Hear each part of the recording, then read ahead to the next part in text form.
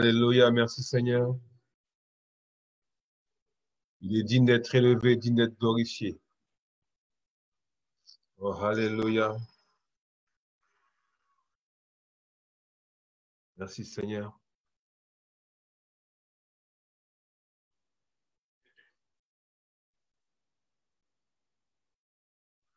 Alléluia.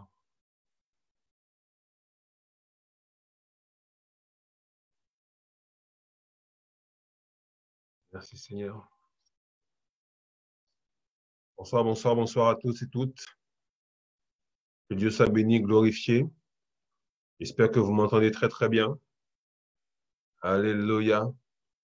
Merci Seigneur. Faites-moi un signe si vous m'entendez très bien, si vous me voyez bien, si tout se passe bien. Alléluia. Oh, alléluia. Bonjour à tous. Bonjour à Muriel. Bonjour à tous ceux qui sont déjà là. Tatiana, Emmanuel Lemnos. Alléluia. Merci pour la Guadeloupe. Que Dieu soit béni, glorifié, exalté. Merci pour tous ceux qui sont Luciennes et toutes celles et ceux qui petit à petit nous rejoignent. C'est toujours une joie pour moi de pouvoir être avec vous. Ça fait bientôt 2 mois que nous sommes là. Depuis ce samedi 16 mai, le Seigneur m'a mis à cœur de commencer cette émission. L'évangile de Christ, un point, c'est tout.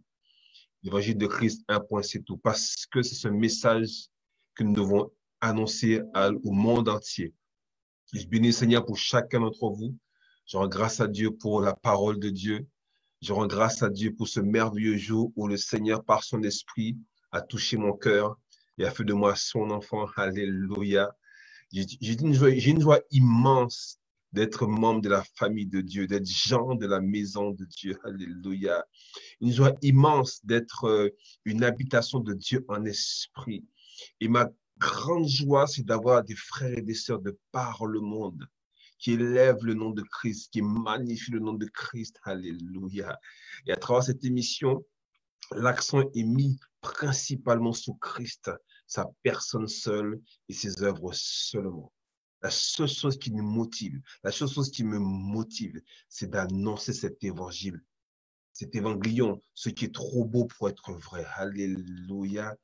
Que Dieu soit béni, que Dieu soit glorifié. Alléluia. Merci Seigneur. Oh, alléluia. Père, nous te rendons grâce. Père, nous te bénissons. Donc, merci Seigneur mon Dieu pour cette journée. Merci pour ce temps, Père, où nous allons passer ensemble à partager ta parole, Seigneur. Merci Seigneur pour ce que tu fais. Merci pour ta parole extraordinaire. Merci pour la bonne nouvelle du royaume des cieux que nous allons partager ce soir, Seigneur.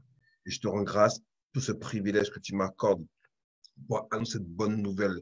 Je veux être comme Seigneur mon Dieu, Jean-Baptiste, même plus que ça, mais Jean-Baptiste était la voix de celui qui criait dans le désert. Moi, je veux être la voix de celui qui, à travers ce réseau social, puisse annoncer la bonne nouvelle à toute la création.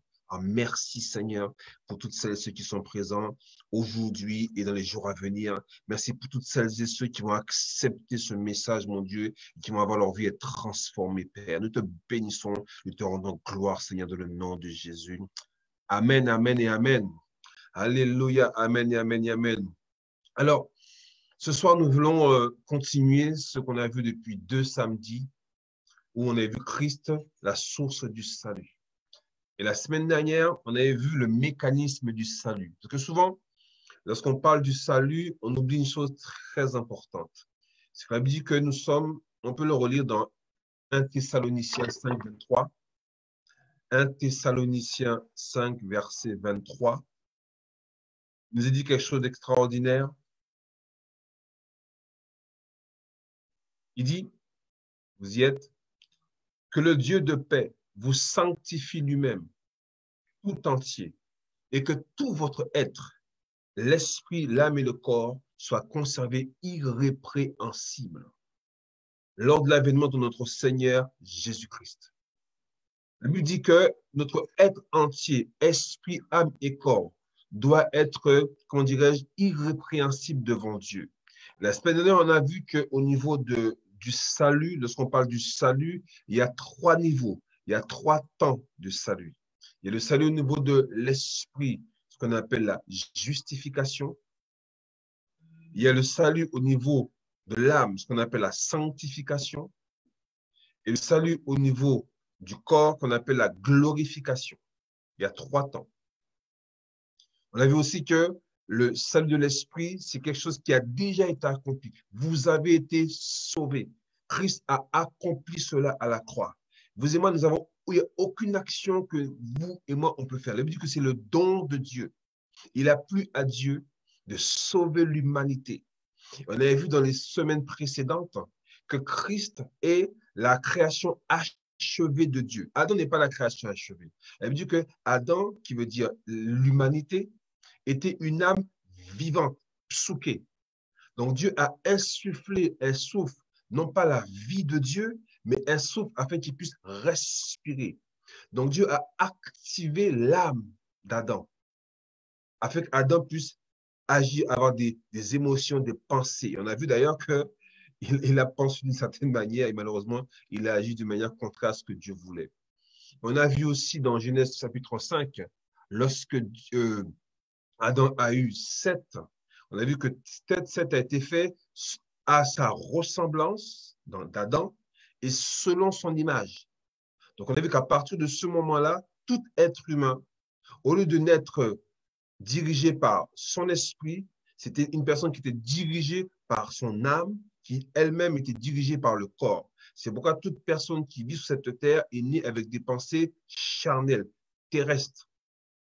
Il est important de comprendre ça parce que lorsqu'on parle d'annoncer la bonne nouvelle, si on n'a pas compris que toute personne qui naît sur cette terre naît avec des pensées charnelles, on va commencer à attaquer les gens. On va commencer à vouloir, comment dirais-je, mettre l'accent sur le sang. Et c'est pas ce que Dieu veut. Dieu veut que réellement que tout le monde soit, comment dirais-je, sauvé. La volonté de Dieu, c'est que tout le monde soit sauvé et parvienne à la connaissance du salut. D'accord? C'est la volonté de Dieu. Et nous avons vu que par la suite, la Bible dit que le péché est entré dans le monde, non pas à travers Satan, mais à travers Adam. Donc le premier homme, Adam, à travers sa désobéissance, il a permis que le péché, que veut dire péché? Péché veut dire manquer le but, transgresser la loi divine, la loi de Dieu. Et donc, à travers Adam, le péché, donc la désobéissance à Dieu est entrée dans ce monde. C'est pourquoi toute personne qui naît sous cette terre naît sans Dieu. Donc, il est important de comprendre la bonne nouvelle qu'on doit annoncer aux gens, parce que nous ne sommes pas là pour culpabiliser les gens. On a vu la dernière fois que nul n'est pécheur par envie. Nul n'est pécheur par désir. Personne ne pêche parce que, bon, aujourd'hui, je vais pécher. Non. Nous avons vu la dernière fois que la racine du péché était dans l'humanité. Et Christ est venu pour faire quoi? Déraciner cette racine du péché. J'aime beaucoup prendre l'exemple d'un pommier pour expliquer un peu cette situation, où on voit que, en prenant le pommier comme étant le péché, et prenons les pommes comme étant les péchés. Donc, les péchés, c'est quoi les péchés? Les péchés, c'est la manifestation physique du péché, ou mentale, etc. Les pensées, les actions, ça vient du péché. Et lorsqu'on déracine l'arbre, le pommier, donc on enlève la racine, le tronc tombe sur le sol.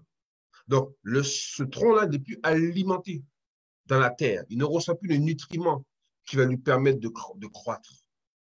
Mais dans cet arbre, il y a des pommes. Et ces pommes, elles sont toujours comestibles, sauf si on les laisse pourrir, mais elles sont encore comestibles. Mais ce qui est important de comprendre, c'est que jamais plus cet arbre ne portera de fruits. Jamais plus cet arbre ne portera de fruits. C'est une excellente nouvelle. Celui qui est né de Dieu a vaincu le péché à la racine. Alléluia. C'est pourquoi celui qui est né de Dieu n'est pas un pécheur sauvé par grâce.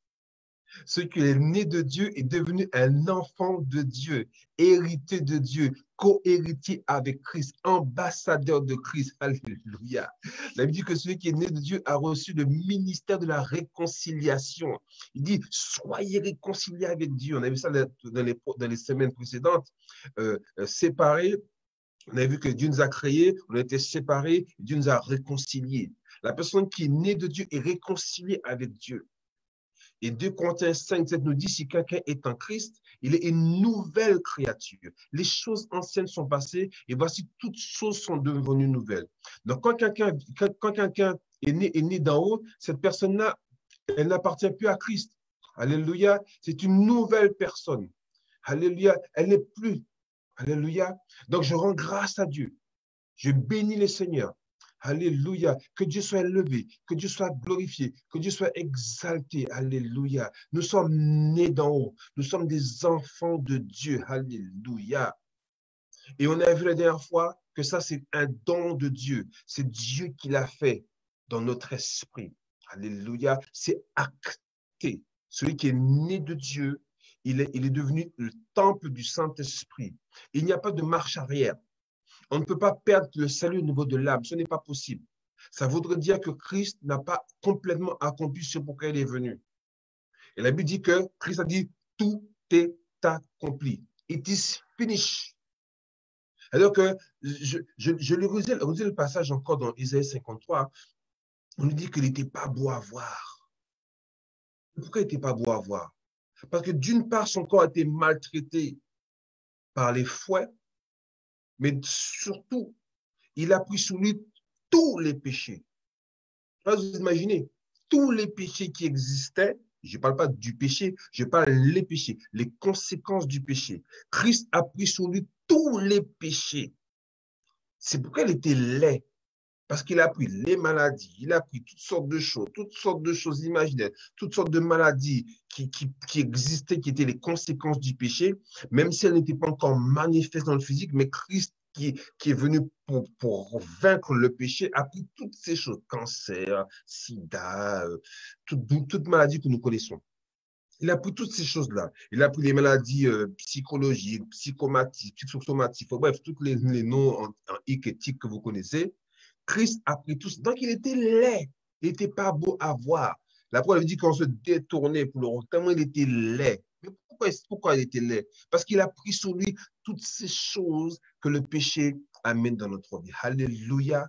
C'est pourquoi quand il est ressuscité, ce n'était plus la même personne. Il pouvait même traverser les murs.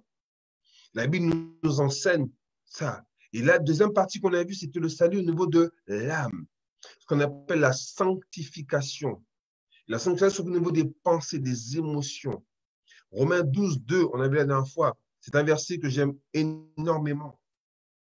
J'aime beaucoup ce verset-là parce que c'est un verset qui parle énormément de choses concrètes pour nous en tant qu'enfants de Dieu. Alléluia. Il est dit dans Romains 2, à partir du verset 1, 12, pardon, à partir du verset 1. Je vous exhorte, donc frères, par les compassions de Dieu. Moi aussi, je vous exhorte, bien-aimés, à offrir vos corps comme un sacrifice vivant, saint, agréable à Dieu. Ce qui sera de votre part un culte raisonnable. Bien aimé, chaque fois que vous voyez dans la Bible un verbe d'action, on parle de l'âme. Parce que toi qui es né d'en haut, dans ton esprit, il n'y a aucune action que tu peux accomplir. D'ailleurs, tu ne sais même pas comment ça s'est passé. Tu as cru dans ton cœur, tu as confessé dans ta bouche, et boum, les choses ont été changées. Tes yeux sont ouverts sur la parole de Dieu. Tu as reçu la vie de Dieu en toi. Tout était transformé. Tu n'étais plus du tout la même personne. Tu as changé plein de choses. Il y a plein de choses que tu faisais auparavant. Tu as changé ta garde-robe, tu as changé tes fréquentations. Certains même ont changé d'emploi parce que l'emploi qu'ils faisaient ne glorifiait pas le Seigneur. Dieu t'a donné une famille, Dieu t'a donné un foyer, donné tes enfants. Dieu t'a donné plein de choses parce que ce jour-là, les yeux sont ouverts et la vie éternelle, la vie Zoé a commencé à se manifester dans toi. Dans le verset, il dit, ne vous conformez pas, ne prenez pas la même forme donc au siècle présent, mais soyez transformés par le renouvellement de l'intelligence, afin que vous discerniez quelle est la volonté de Dieu, ce qui est bon, agréable et parfait. Il parle de transformation. Le mot grec, c'est métamorpho, une transformation radicale, complète. Ce que tu deviens n'a rien à voir avec ce que tu étais auparavant. Et ça, c'est un travail qui se fait au niveau des pensées de l'âme. Ils sont telles les pensées de son âme. Tu ne peux pas parler, tu ne peux pas agir si d'abord tu n'as pas des pensées qui sont en accord avec ce que tu vas faire. Si toi et moi, nous voulons agir comme Dieu veut qu'on puisse agir, il faut que nous pensions comme Dieu pense. Et donc, je vous rappelle, mon histoire des pommes. Lorsque tu viens à Christ, la racine du péché a été détruite, tu n'appartiens plus au diable. Le diable n'a plus aucun pouvoir sur ta vie. Par contre, toutes ces choses que tu as cultivées quand tu n'étais pas au Seigneur, dans tes pensées, demeurent. Et c'est là que l'enfant de Dieu, des fois, comment dirais-je, perd le nord, si je peux me permettre. C'est qu'il pense parce qu'il est né d'en haut, c'est bon, tout est accompli. Non, c'est accompli dans ton esprit. Ça a été fait. La justification, c'est une action passée. Tandis que la sanctification, c'est une action présente. C'est quelque chose qui est progressif. C'est quelque chose que tu dois faire quotidiennement. Personne ne le fera à ta place. Si tu ne te remplis pas de la parole de Dieu, tes pensées qui étaient charnelles, terrestres, elles vont demeurer charnelles. C'est un comble. Tu es né d'en haut, mais tu penses comme le monde. Il dit le siècle présent. Quand on parle du siècle présent, on parle du péché. On parle de ce système qu'on appelle le monde qui dirige cette terre. Il y a une différence entre le monde, le globe terrestre, et le monde, le système de pensée qui régit ce monde terrestre. Alléluia. Et troisièmement, on a vu la glorification qui va se faire par la suite, dans le futur, où nous aurons un corps glorifié. Nous allons revêtir un corps qui est glorifié, un corps qui est incorruptible. Amen. Que Dieu soit béni. Alors ce soir, je vais continuer en parlant des termes de l'évangile. Lorsqu'on parle de bonnes nouvelles, de quoi parlons-nous? Alléluia. De quoi parlons-nous lorsqu'on parle de la bonne nouvelle? Alléluia. J'aimerais prendre un passage avec vous, si vous me permettez, dans 1 Corinthiens 15. 1 Corinthiens 15.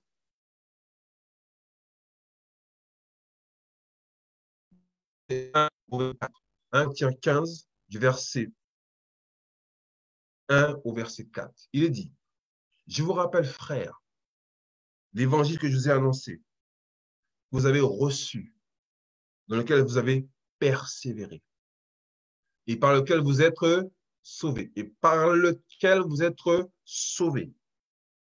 Si vous le retenez tel que je vous l'ai annoncé, autrement, vous aurez cru en vain. Je vous ai enseigné avant tout, comme vous avez aussi reçu, que Christ est mort pour nos péchés, selon les Écritures, qu'il a été enseveli et qu'il est resté le troisième jour, selon les Écritures. Regardez bien ce passage. Il est dit, vous avez reçu l'évangile, évangélion, la bonne nouvelle, ce qui semble trop beau pour être vrai. Il dit, vous l'avez reçu. Donc, on doit recevoir quelque chose. On doit recevoir une parole. On doit recevoir un enseignement. On doit recevoir quelque chose de bien précis pour que ce que nous recevons puisse nous permettre de passer de la mort à la vie, du royaume des ténèbres au royaume du Fils de son amour. Alléluia. Des ténèbres à la lumière. Tout ce que nous entendons n'est pas évangile. Tout message que nous entendons n'est pas évangile. L'évangile, c'est quelque chose de bien précis.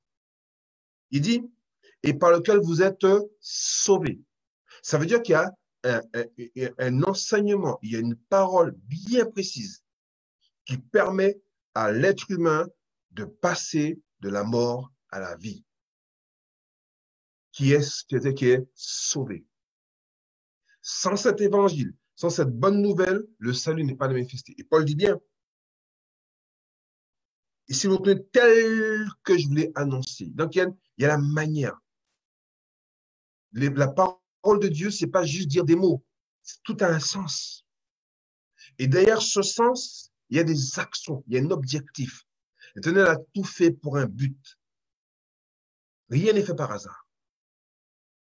Autrement, vous aurez cru en vain. Donc, ça sous-entend qu'il y a des personnes qui pensent être sauvées parce que soit elles ont répété une prière, soit parce qu'elles fréquentent une assemblée, mais en fin de compte, elles ne le sont pas. Parce que si tu n'annonces pas un message bien précis, mais je vais dire une bonne chose. Ce n'est pas nos actions qui sauvent. Elle veut dire que le salut, c'est une faveur imméritée. C'est une grâce de Dieu. Nous sommes sauvés, qu'on dirait, par grâce, au moyen de la foi. Et cela ne vient pas de nous afin que personne ne puisse se glorifier. À partir du moment où nous avons une action à faire, nous, humains, pour être sauvés, ce n'est pas la grâce. Si le fait de répéter une prière suffit à être sauvé, ce n'est pas la grâce. La grâce, c'est que aucune action humaine ne nous permet, nous, d'être sauvés. Aucune prière, aucune louange, quoi que ce soit. Tu peux confesser répéter la parole matin, midi, soir, ce n'est pas ce qui fait que tu es sauvé. Ce que tu es sauvé, c'est quelque chose de bien précis. Alléluia. Amen. La Bible dit, je vous ai enseigné avant tout, donc premièrement, quelque chose de bien précis. Christ est mort pour nos péchés. Regardons dans Galates. J'essaie de prendre vraiment mon temps, parce que c'est important ça. S'il faut que je revienne encore dessus la semaine prochaine, ce n'est pas un souci. Mais c'est important de comprendre ça. Que souvent on dit aux gens, les gens viennent dans une assemblée et des fois il y a un message qui est donné sur plein de choses, la prospérité, pardon, et toutes sortes de messages et autres. Et à la fin, on dit aux gens, ou dans un concert par exemple, à la fin, on dit aux gens, si quelqu'un n'a pas reçu Christ, qu'il lève la main. Alors, les personnes lèvent la main, les personnes s'approchent, ils répètent une prière, on nous dit, tu es sauvé. C'est aussi simple que ça. La Bible nous enseigne que non, c'est pas aussi simple que ça. La bonne nouvelle, c'est quelque chose de bien précis. Et si tu n'annonces pas cette bonne nouvelle, l'onction, si vous voulez, la capacité pour vivre le salut ne peut pas se manifester. Je vous rappelle que tout vient de la parole de Dieu. Ce ne sont pas nos manifestations, ce ne sont pas nos actions que nous menons qui amènent le salut. C'est la prédication de la parole de Dieu. Dans Galates 1, à partir du verset 3, il est dit que la grâce et la paix vous soient données de la part de Dieu le Père, de notre Seigneur Jésus-Christ, qui s'est donné lui-même pour nos péchés, afin de nous arracher du présent siècle mauvais, selon la volonté de notre Père, à qui soit la gloire au siècle des siècles. Amen. Regardez bien, c'est Dieu qui a décidé de nous arracher du présent siècle mauvais. Dieu venait nous arracher, déraciner. Là, nous étions enracinés. Dieu est venu nous déraciner. Alléluia.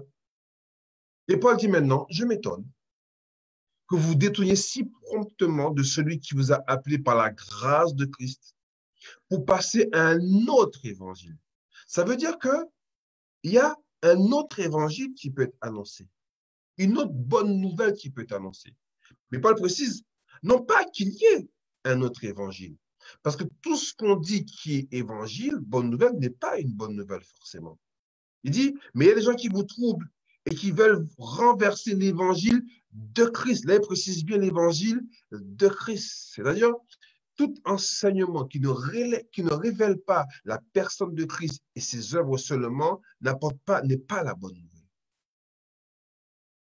L'enseignement que nous devons apporter au peuple de Dieu, c'est un enseignement qui élève le nom de Christ, qui glorifie le nom de Christ et ses œuvres.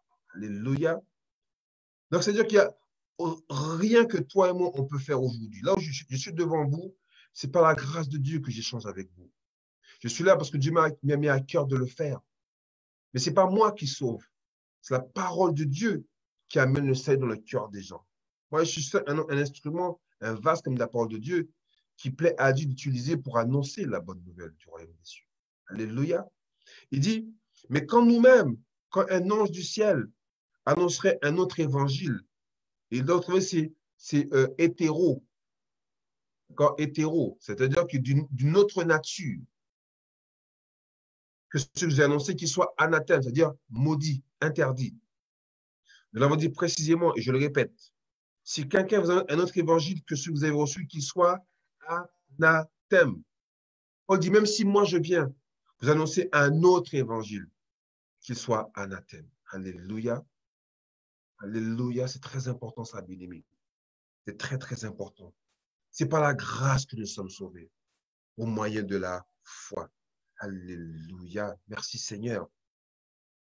Donc, premièrement, Quels sont les termes de l'évangile? Premièrement, Paul dit, dans 1 Corinthiens 15, avant tout, j'enseigne avant tout, verset 3, que Christ est mort pour nos péchés. La première chose qu'il faut noter, notez-le, première chose, la crucifixion. Première chose, c'est la crucifixion. Tu ne peux pas annoncer la bonne nouvelle sans parler de la crucifixion. Ce que Christ a accompli à la croix, c'est le point de départ. Christ est venu pour une seule chose. Il n'est pas venu visiter la terre. Il est venu pour une seule chose. C'est pourquoi lorsque Pierre lui a dit, non, plaît Seigneur, tu ne mourras pas. Il a dit, arrière de moi, non pas Pierre, mais Satan. Parce que les pensées que tu mentionnes, il dit, c'est des pensées humaines. C'est-à-dire que par tes pensées, tu voudrais que je ne fasse pas ce pourquoi Dieu m'a envoyé. C'est pourquoi on doit faire très attention avec les émotions. On a vu tout à l'heure le salut de l'âme.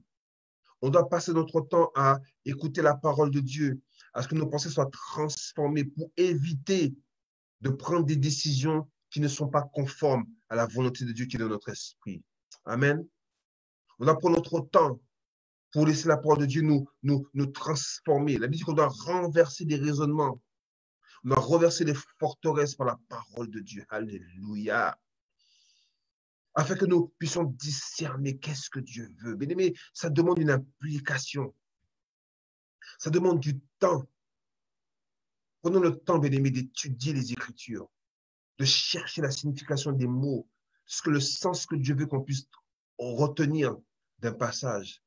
Parce que le but, c'est que cette parole puisse se manifester dans notre vie. Alléluia. La crucifixion. Christ est venu pour ça. Regardons dans Romains 6, verset 6. Il dit, sachant que notre vieil homme, c'est-à-dire celui qui était sans Christ, a été crucifié avec lui, afin que le corps du péché fût détruit, pour que nous ne soyons plus esclaves du péché. Aïe, aïe, aïe, aïe, aïe, aïe. Je ne sais pas pour vous, mais quand j'entends ça, ça me booste, ça m'émerveille, alléluia. Je n'aime pas même pas les mots. Tellement ça me transcende. La Bible dit que toi et moi, quand Christ était à la croix, nous y étions aussi. Je vous rappelle que Christ est mort pour l'humanité tout entière. Même celui-là qui ne marche pas avec Christ, Christ est mort pour lui. Donc, cette même personne qui est ton voisin, ta voisine, ta famille, ton collègue qui ne connaît pas Christ, dis-lui qu'à la croix, il était lui aussi là-bas. Parce que Christ est venu revêtir l'humanité. Donc, chaque homme, chaque femme qui vit sur cette terre était aussi à la croix. Alléluia. Même si elle n'est pas consciente de ça, elle dit que notre vie a été crucifiée avec lui. Tu as été crucifié avec Christ, bien-aimé. Toi qui m'écoutes, qui ne connais pas encore le Seigneur, tu as été crucifié avec Christ. Toutes les personnes que tu vois sur cette terre qui vivent d'une manière incroyable, loin de Dieu, elles ont été crucifiées avec Christ. C'est pourquoi, bien-aimé, allons annoncer la bonne nouvelle aux gens. Nous ne sommes pas là pour marteler aux gens. Arrête ça, sinon tu vas en enfer. Arrêtez cette histoire d'aller en enfer. Annonçons la bonne nouvelle aux gens. Parce que les personnes là, bien-aimé, que tu vois dans la rue, qui ne sont pas au Seigneur, à la croix, elles y étaient aussi. Alléluia. Elles y étaient aussi. Et c'est pourquoi lorsqu'on annonce la bonne nouvelle aux gens, qu'est-ce qui se passe? Les gens maintenant vont vivre ce que Christ a accompli à la croix pour ces personnes-là. Il n'y a pas une seule personne sur cette terre pour laquelle Christ n'est pas mort. Il n'y a pas une seule personne sur cette terre qui n'était pas à la croix. Tout le monde était, parce que l'humanité était là, à la croix, en Christ. Donc, toute personne qui respire sur cette terre, toute personne qui est venue sur cette terre, qui a habité une seconde sur cette terre, cette personne était à la croix avec Christ. Amen. Alléluia. Très important ça. Et Paul va même plus loin encore. Dans Galates 2, verset 20, il dit, j'étais crucifié avec Christ. Il enfonce le clou. J'étais crucifié avec Christ. Et si je vis maintenant, ce n'est plus moi qui vis, c'est Christ qui vit en moi. Paul dit, j'étais crucifié avec Christ. C'est acté. Tu ne peux pas revenir sur ça. J'étais crucifié avec Christ. Quand Christ est mort, j'y étais aussi. Alléluia, j'y étais aussi. C'est très important ça. Donc, Colossiens 2, Excusez-moi, il y aura beaucoup de versets ce soir, parce que c'est la parole qui est notre fondement. Colossiens 2, versets 14 et 15. Il a effacé, dis bien effacé, l'acte dont les ordonnances nous condamnaient et qui subsistait contre nous. Il a fait quoi? Il a détruit. Il y avait un comique en Guadeloupe qui dit, cassez ça. Il a cassé ça à la croix, dans le clou à la croix. Il a dépouillé les dominations, les autorités, les a livrés publiquement en spectacle, en triomphant d'elle par la croix. Bien aimé, c'est acté. À la croix, c'était beaucoup plus qu'une souffrance. La croix, c'est un lieu de victoire. La croix est un lieu de triomphe. La croix est un lieu de joie. La croix est un lieu de succès, bien-aimé. À la croix, Christ a remporté la victoire. S'il a détruit l'acte, bien-aimé, s'il a détruit, il n'y a plus rien pour lequel Satan peut dire, ou quelqu'un peut dire, oui, Pascal a fait ceci, oui, Pascal a fait. Pascal reconnaît tout ce qu'il a fait avant de connaître le Seigneur. Mais Pascal sait aussi que Christ, lorsque Christ est à la croix, Pascal y était aussi. Alléluia. Et Pascal sait qu'un jour, lorsqu'il a entendu la bonne nouvelle au mois de septembre 1996, Pascal a su que ce jour-là, il a vécu pleinement cette victoire à la croix. Les effets de la croix ont commencé à se manifester dans la vie de Pascal à partir de septembre 96. Plus personne ne peut venir utiliser qui j'étais auparavant. La Bible dit qu'il a dépouillé, il a détruit, il a effacé. Ça n'existe plus. Ne laisse personne utiliser ton passé pour te pointer du doigt. C'est fini ça. Ce que tu étais avant que le Christ, c'est fini, c'est terminé. Et même toi, là, si tu ne connais pas encore le Seigneur, ne te laisse pas avoir. Celui qui aujourd'hui te pousse à te dire oui, tu ne vaux rien. Regarde la vie que tu viens de dire. J'ai entendu la bonne nouvelle du royaume des cieux. Alléluia. J'ai entendu la bonne nouvelle que Christ est venu sur terre et qu'il a payé le prix à ma place. Alléluia. J'ai entendu la bonne nouvelle qu'il a triomphé à la croix. Il a effacé l'acte qui me condamne. Aujourd'hui, il n'y a aucun papier pour dire Pascal est coupable, c'est fini. C'est pas il chirait ça, il déchirait ça, c'est fini. Alléluia. Quand j'entends ça, ça me met dans la joie. Christ a réconcilié le juif et le grec, le croyant, le non-croyant, le noir, le blanc. Aujourd'hui, on est en train de se battre une histoire de couleur de peau. Christ a triomphé de ça. Dans le Colossiens 1, 20, il dit, il a voulu parler, réconcilier tout avec lui-même, tant ce qui est sur la terre que ce qui est dans les cieux, en faisant la paix par lui, par le sang de sa croix. Il n'y a plus ni homme, ni femme, ni juif, ni libre, ni esclave, ni quoi que ce soit. Ta couleur de peau noire, peau chapée, peau chinois, pour tout ce que tu veux, ça c'est qu'une tente. Mais la personne que tu étais, qui était dirigée par les pensées charnelles, Christ a accompli ça. Et Paul nous dit que le vieux homme a été crucifié avec Christ. Accepte cette pensée. Accepte cela, s'il te plaît.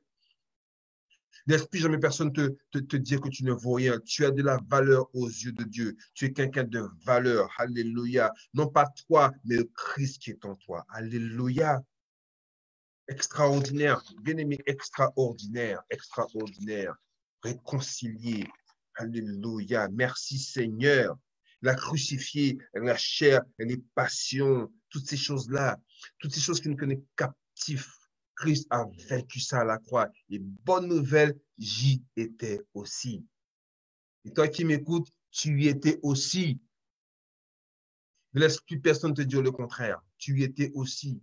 Alors quand tu passes dans la rue, dans ta famille, tu vois quelqu'un qui rejette le Seigneur, ne la regarde plus avec un regard particulier. Pense que cette personne-là, par manque de connaissance, elle ne sait pas qu'à la croix, elle y était aussi. Et qu'aujourd'hui, elle est retenue captive de quelqu'un ou de quelque chose pour lequel Christ a déjà vaincu. Et qu'aujourd'hui, quand une personne ouvre son cœur à la parole de Dieu, les chaînes qui la retenaient captive sont brisées automatiquement. Parce que Christ l'a accompli à la croix. C'est acté, bien aimé. Deuxième point, la mort. Nous sommes morts dans la mort de Christ. Alléluia. Notre ancienne nature adamique aussi, c'est fini. Il n'y a plus rien qui nous rend captifs. Colossiens 3, verset 3 nous dit quelque chose. Car vous êtes morts et votre vie est cachée avec Christ en Dieu. Proclame, s'il te plaît, je suis mort au péché. Écris-le si tu le veux. Je suis mort au péché. Et ma vie est cachée avec Christ en Dieu. Je suis mort au péché. La mort a rompu toutes les alliances qu'il y avait auparavant. Il n'y a plus de liens ancestraux, liens familiaux, les liens culturels, le lien de tout ce que tu veux, lien de sang, lien de peau, lien de chair, enfin, tous les liens qui existent. C'est fini. Elle dit que celui qui est mort est libre du péché. Alléluia. C'est fini. L'ancienne nature, l'ancienne alliance, tout ça, c'est fini. Il n'y a plus il y a une déconnexion héréditaire. L'alliance comment dirais-je, la traçabilité, l'origine terrestre, c'est fini. Sorti dans ta famille, il y avait, comment dirais-je, le diabète, le diable bête. C'est fini. Dans ta famille, les filles ne se marient pas, les hommes ne se marient pas. Dans ta famille, il y a, je ne sais pas, le cancer.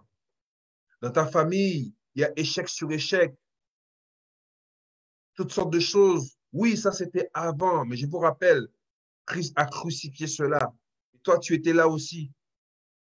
Quand Christ est mort, tu étais là aussi. Alléluia. Quand Christ est mort, tu étais là aussi. C'est fini ça. Regardez Romains 6, versets 3 à 5. Il dit, ignorez-vous que nous tous qui avons été baptisés en Jésus-Christ, sans sa mort que nous avons été baptisés. Bien-aimés, sans sa mort, nous avons été. Le véritable baptême, ce n'est pas celui où on plonge de l'eau. Non. Le véritable baptême, c'est ce que Christ a accompli là. Le véritable baptême, c'est la nouvelle naissance. Tu es mort avec Christ et tu es ressuscité. Le baptême d'eau, c'est qu'un symbolique. Je symbolise la chose. Mais le véritable baptême, il est écrit là. Sans sa mort, nous avons été baptisés. Quand Christ est mort, j'étais aussi. Et c'était là le baptême. Le véritable baptême, c'est là, quand Christ est mort. C'est pas moi qui le dis, c'est écrit noir sur blanc. Nous avons donc été ensevelis avec lui par le baptême en sa mort. Voilà, le véritable baptême, c'est la mort avec Christ.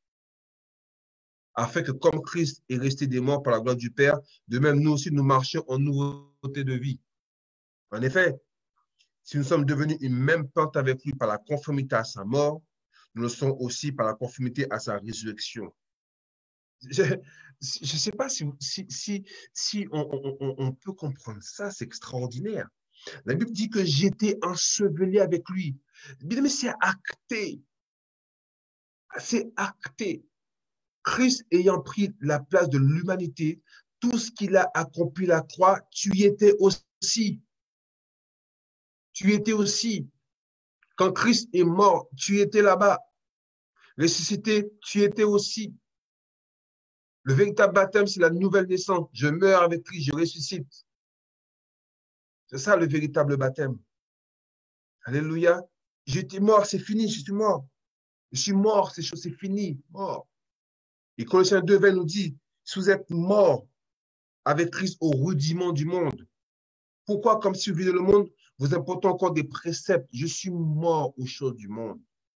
On a vu dans le passage précédent qu'on est mort pour marcher en nouveauté de vie. Et cette nouveauté de vie, c'est Zoé, la vie de Dieu. Je ne suis pas mort pour vivre comme Pascal veut vivre.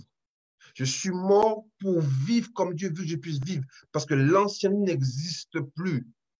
Lorsque je suis mort, l'ancien est resté là-bas. Je suis mort à cause de l'ancienne vie. Je ne suis pas mort parce que j'ai mort de la vie. Je suis mort à l'ancienne vie. On ne parle pas de mort physique, tout simplement. Christ est venu afin que cette mort ait une portée spirituelle. Quand Christ est mort, je suis mort également. Tu es mort également. Même si tu ne le sais pas, je te le dis aujourd'hui, tu es mort avec Christ. Alléluia. Donc tu es mort à ces choses-là. Premièrement, la crucifixion. Deuxièmement, on a vu c'est quoi? C'est la mort. Je suis mort, c'est fini. Je suis mort au rudiment du monde, c'est fini ça. Le monde ne peut plus, ne peut plus m'avoir, c'est fini. Ça ne m'intéresse même plus. Ça ne m'intéresse plus, je suis mort à ces choses. La mort de Christ, c'est ça.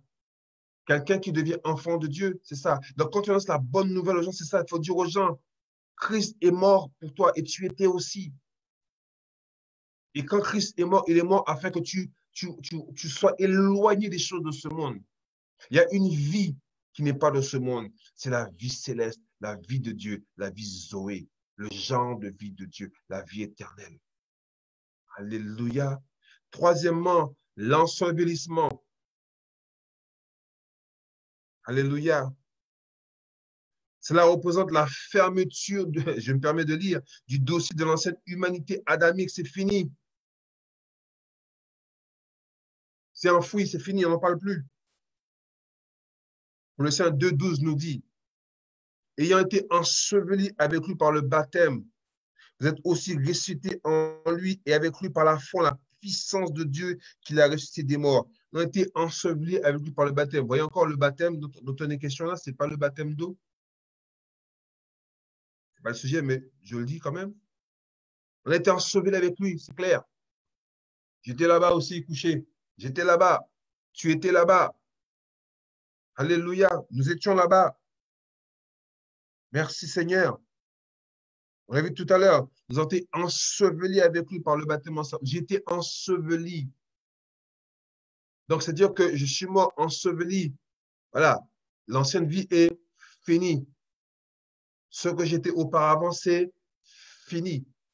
C'est pourquoi la bonne nouvelle, ce n'est pas la culpabilité. Arrête de pécher. Arrête de pécher. Une fois, j'avais vu un reportage. On voyait un frère qui était à Paris, je crois, et qui disait aux gens, arrêtez le péché, arrêtez ceci, arrêtez cela. Et bien, il y a une personne qui a une réaction violente, et ça s'est fini. Heureusement que par la grâce de Dieu, quand même, ça s'est calmé un peu, mais c'est parce que la personne elle s'est sentie offensée. Parce que je n'ai rien contre qui que ce soit. Je n'ai absolument contre quoi que ce soit que la personne peut faire. Parce que je sais que sur cette terre, personne n'est pécheur par envie. Nous sommes pécheurs par nature. Que tu le veuilles ou que tu ne le veuilles pas, une personne qui naît sur cette terre est pécheresse. Et tu ne peux pas empêcher un pécheur de pécher. Tu peux faire ce que tu veux, tu ne pourras jamais empêcher un pécheur de pécher. La Bible nous demande de reprendre quelqu'un qui se dit enfant de Dieu et qui marche de manière contraire aux Écritures. Mais la personne qui ne connaît pas le Seigneur, le seul message qu'elle peut recevoir, Christ est mort pour toi. Et il est mort pour toi et toi, tu étais là aussi. Parce qu'il était un substitut. Il a pris ta place. Ce qu'il a accompli, c'est comme si c'est toi qui l'accomplissais. Donc, tout ce que Christ a accompli, Pascal était aussi, toi tu étais aussi, Marie, Tatiana, Elisha, toutes les personnes là, Noël, etc. Voilà, toutes les personnes là qui écouteront par la suite, Christ était là, tu étais là aussi également. Si tu ne savais pas, je te le dis. Tu étais là il y a très très longtemps. Pourquoi? Parce que Christ a pris ta place.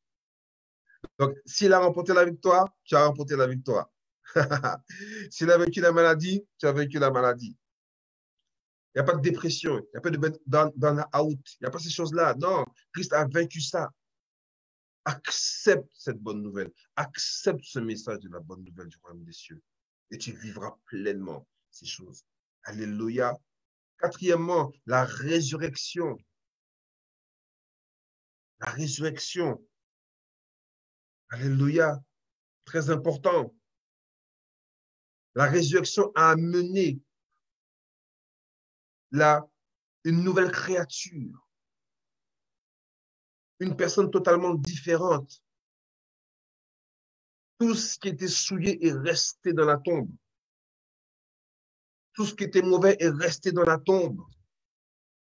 Maladie, dans la tombe. Dépression, dans la tombe. Échec, dans la tombe. Toutes ces choses qui t'empêchent d'avancer, dans la tombe. Le vieil homme, dans la tombe. Vieille nature, dans la tombe. Tout est resté là-bas. Et Christ est ressuscité en nouveauté de vie. Alléluia. Nous ne sommes plus, c'est fini. C'est fini. Une nouvelle personne a jailli. Une nouvelle personne est venue. Une nouvelle créature est sortie. Alléluia. Romains 7, verset 4. Alors si je suis enthousiaste, excusez-moi, mais ça bouillonne parce que je trouve ça extraordinaire. On a tellement culpabilisé. Non, frère. Christ est mort pour toi. Voisin, voisine, Christ est mort pour toi. Quelle que soit la religion que tu as acceptée, Christ est mort pour toi. Christ n'est pas venu amener une nouvelle religion. Christ n'est pas venu amener une nouvelle dogme. Christ est venu racheter l'humanité. Et quel que soit, à partir du moment où tu es un humain, à partir du moment où tu vis cet état, Christ est mort pour toi. Et je te rappelle que tu étais aussi. Aujourd'hui, tu t'es retrouvé dans diverses religions, dans diverses pratiques. Sache une chose, une seule et unique personne est morte pour toi, c'est Christ. Que tu l'acceptes, tu ne l'acceptes pas. L'humanité tout entière est tombée dans le péché, toute entière. Et à l'époque où il est tombé dans le péché, il n'y a pas de religion. Il n'y a pas de religion qu'elle est morte. Quand Dieu a chassé Adam du jardin d'Éden, il n'a pas chassé un musulman, un chrétien, un bouddhiste. Non, c'est l'humanité, Adam, Adama, qui a été chassé, qui se retrouvés loin de la face de Dieu. Il dit que tous ont péché et sont privés de la présence glorieuse de Dieu. Amen. Tous ont péché, sans exception. Il n'y en a pas un seul. Il n'y a pas un seul. Un seul qui peut dire que non, moi je suis Pascal, je suis quelqu'un de bien. Non, non, non, non. Tous ont péché. Ils sont privés de la présence glorieuse de Dieu. Alléluia. Romains 7,4 nous dit, de même mes frères, vous aussi, vous avez été par le corps de Christ mis à mort en ce qui concerne la loi, pour que vous apparteniez à un autre, à celui qui est ressuscité des morts, afin que nous portions des fruits pour Dieu. Voilà, je suis ressuscité pour Dieu. Je ne suis pas ressuscité pour moi-même. L'ancien moi est fini. L'ancien moi est dans la tombe. Alléluia. Si tu veux sortir des dossiers me concernant avant 96, va dans la tombe les chercher. Moi, ça ne m'intéresse plus. C'est fini. Je suis né d'en haut. Je suis une nouvelle création. Et c'est ce qu'on doit annoncer aux gens. Colossiens 3, verset 1 nous dit, si donc vous êtes ressuscité avec Christ, cherchez les choses d'en haut, où Christ est assis à la droite de Dieu. Et si Christ est assis à la droite de Dieu, moi aussi je suis assis à la droite de Dieu. Je suis plus sur cette terre-là. Ma vie est cachée avec Christ. Quelqu'un peut ôter ma vie. Quelqu'un peut décider que Pascal ne me plaît plus, je le balance. Qui ne peut pas faire cela. Et sache une chose, si tu voudrais, pas toi qui es en face de moi, mais c'est un tu générique, hein. Si tu voudrais écouter ma vie terrestre, quelque part, tu me rendras un grand service parce que je serai encore plus vite auprès du Seigneur. Paul dit, ma mort est un gain. En mourant physiquement, je suis rapidement auprès du Seigneur. Mais ce n'est pas encore le temps. J'ai encore beaucoup de choses à faire cet état avant de partir. J'ai la foi que je partirai avec le Seigneur en un clin d'œil. Alléluia. Et cette fois-là, nous sommes dans le temps de l'enlèvement. Alléluia. Mon corps n'ira pas dans la tombe pour rire. Non, le temps de l'enlèvement. Je le crois. C'est ma confession, je le crois. Éphésiens 2,6 nous dit, il nous a ressuscités ensemble, on a vu ça la dernière fois, il nous a fait asseoir ensemble dans les lieux célestes en Jésus. Bien-aimé, si tu es enfant de Dieu, sache une chose, toi et moi, on est assis ensemble, coude à coude, nous ensemble, avec tous les frères et sœurs de par le monde, avec tous ceux qui sont en ce moment dans le repos, dans le sommeil, en attendant la réaction de leur corps. Nous ensemble, qui que tu sois, je t'aime parce que tu es mon frère, tu es ma sœur. Quel que soit le pays où tu es, nous ensemble, assis ensemble. Alléluia. Je suis assis avec toi, tu es assis avec moi, bien-aimé. Alléluia. J'ai envie de danser, sauter, me réjouir. Ensemble. Ça, c'est une bonne nouvelle.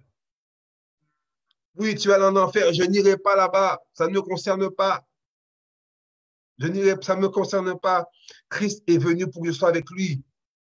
Christ est mort pour que je sois avec lui. Voisin, voisine, Christ est mort pour que tu sois avec lui. Viens écouter la bonne nouvelle. Viens écouter cette bonne nouvelle du royaume des cieux. Christ est mort pour toi. Alléluia. Le point suivant, c'est quoi? C'est l'ascension. Alléluia. Christ est monté.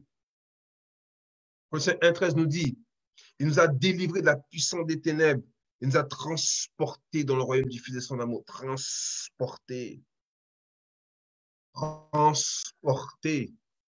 Alléluia. C'est-à-dire que lorsque je suis en Christ, je suis loin des réalités terrestres, des infernaux terrestres.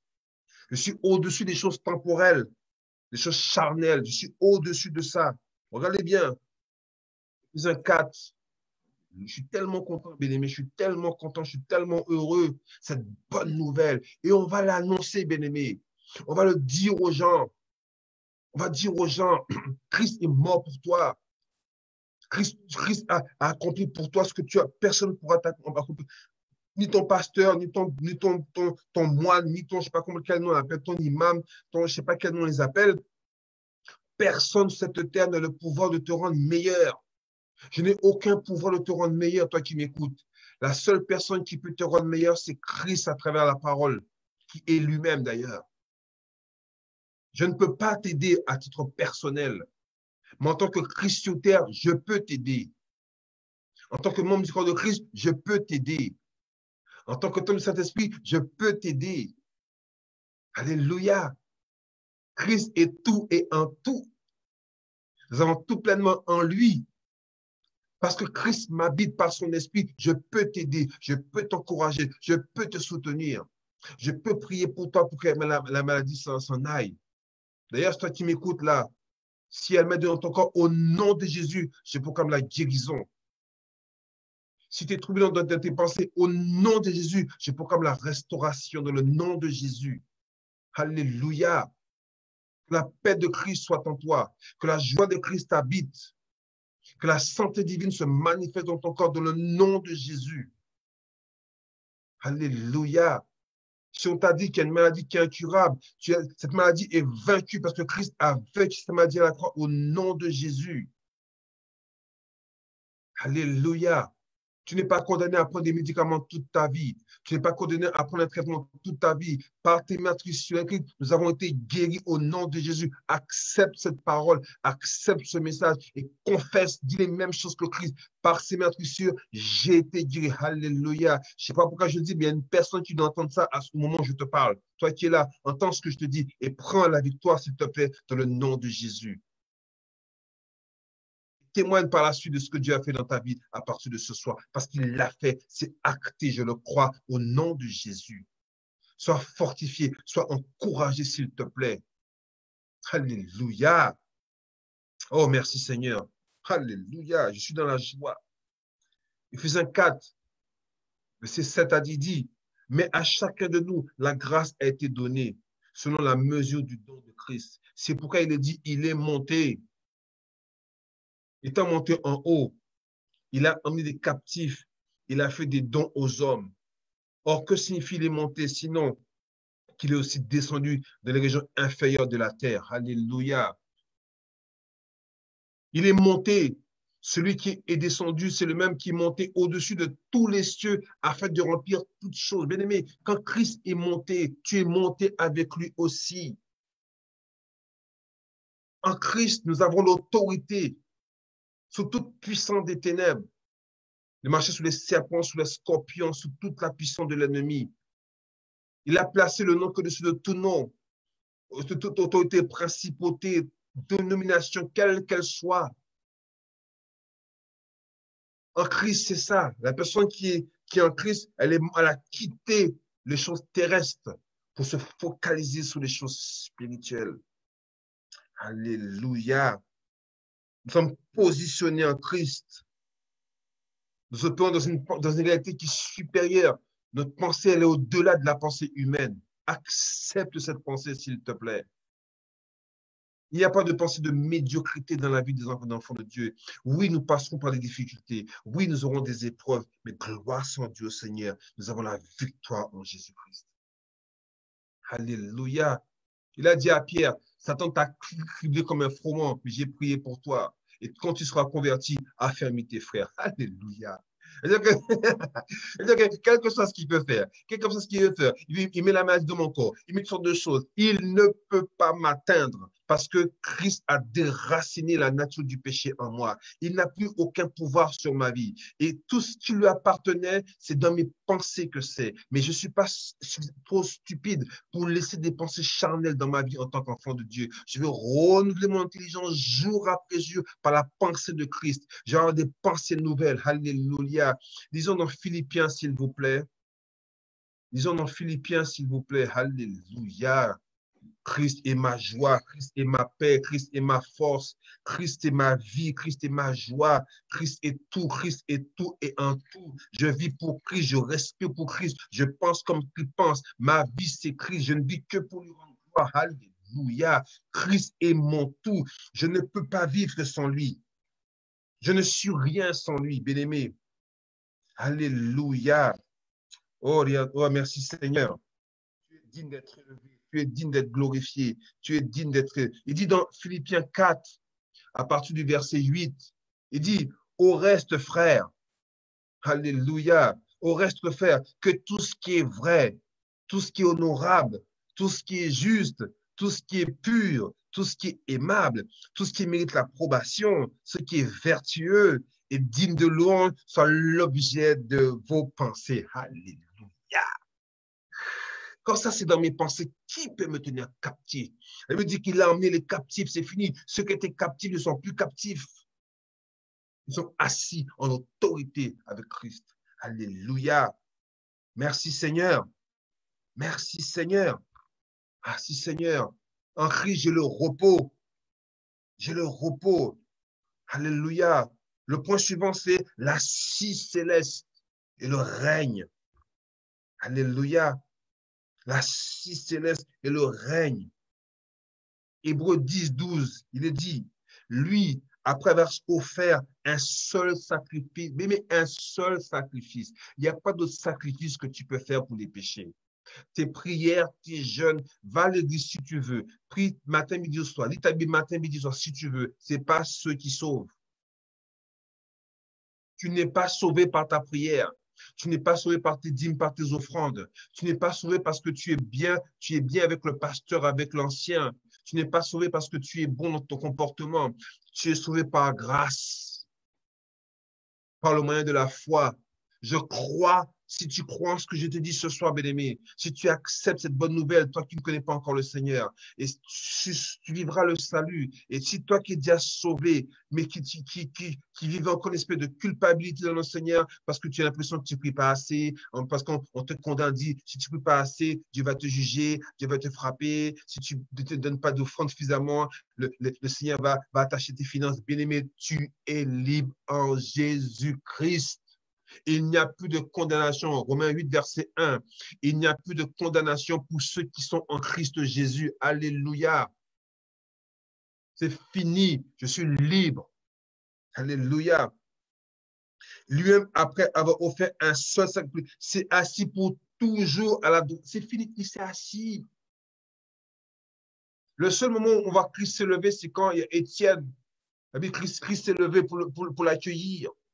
Mais là, assis tranquille. Et toi, pareil, tu es dans le repos. Venez à moi, vous tous qui êtes fatigués et chargés. Je vous donnerai du repos. Le repos, ce n'est pas dans la prière. Le repos, c'est ta position en Christ. C'est une position que tu dois accepter. C'est pas en priant, c'est pas en jeûnant, c'est pas dans l'église que tu es dans le repos. Tu es dans le repos parce que tu es en Christ. Alléluia, ça n'a rien à voir avec tes œuvres. C'est un choix de Dieu. Alléluia. C'est acté. Maintenant, pour vivre ces choses, oui, il y a des choses qu'on doit faire. On verra ça par la suite. Alléluia. Merci Seigneur. Je suis avec Christ. Et la Bible dit qu'un jour viendra où nous allons régner avec lui sur la terre. Alléluia. Viendra, nous allons régner avec lui sur la terre. Alors, bien aimé, les termes de l'évangile. On a vu il y a, premièrement, la crucifixion. J'ai été crucifié avec Christ. Deuxièmement, on a vu la mort. Je suis mort au chaud de ce monde. On dit que celui qui est mort est libre du péché. Troisièmement, j'étais enseveli. La vieille nature est ensevelie. Elle est restée là-bas. Elle est dans la tombe. Quatrièmement, ressuscité. Je ne suis plus la même personne. Je suis ressuscité avec Christ. Le péché n'a plus aucun pouvoir sur ma vie. Je suis une nouvelle création qui n'a jamais existé. Je suis la création achevée de Dieu. Christ sur terre. Cinquièmement, l'ascension.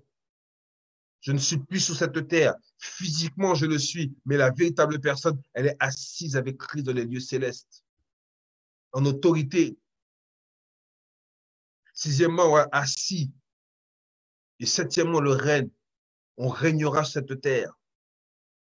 Christ nous a appelés à régner sur cette terre. Mais tu règnes parce que tu es en autorité, parce que tu as accepté ce que Christ a dit de toi. Alors, je veux t'encourager, s'il te plaît. Je veux t'encourager. Encourager encore.